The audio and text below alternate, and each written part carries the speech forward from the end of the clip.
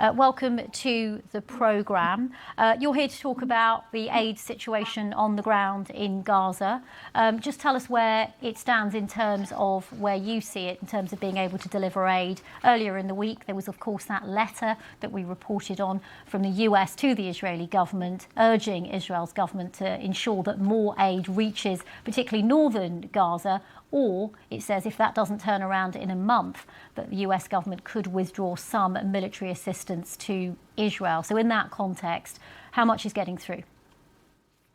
Absolutely. Thanks for having me on. The situation in relation to aid coming in to Gaza right now, any kind of supplies, humanitarian or commercial, is essentially as bad as it's been at any time since the conflict started in October last year. That includes either from the south in through Kerem Shalom and southern Gaza, where the vast majority of the population is located, or also through from the north. The situation here is dire, and it's getting worse in terms of the ability of aid agencies to meet the basic life-saving needs of a population who are in desperate need, facing catastrophic food insecurity. We are yet to see those improvements. We hope that the letter and other diplomatic efforts will yield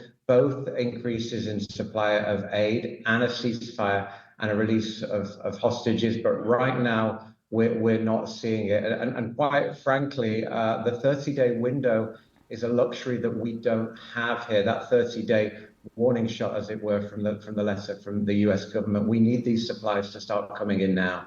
You're in southern Gaza at the moment speaking to us in Khan Yunis. Is the north where the real challenges remain when it comes to making sure that people get essentials?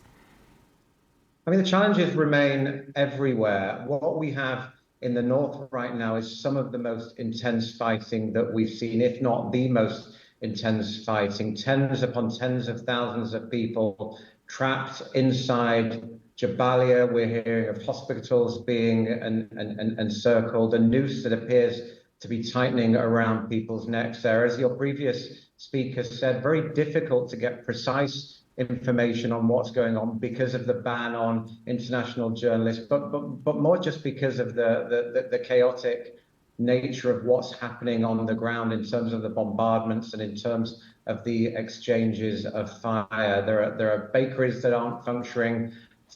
Supplies of water were dwindling several days ago. We really do fear the worst for those people inside Jabalia. There are 400,000 people in total in northern Gaza. Some aid was able to get in from Israel yesterday and over the past few days. It's not reaching populations inside Jabalia, that area that is encircled. But look, below northern Gaza, we have 1.7 million people here who are also not getting what they need in terms of the absolute basics. We start a polio campaign right here, 10 yards away from me downstairs now. We have hundreds of staff administering polio vaccines, vitamin A boosters to children who this time last year wouldn't have needed those boosters because they were able to get what they need from their diet, from the water, from the sanitation that was providing for them. But right now, all those supplies have been decimated. Okay, and Sam, just briefly, it's not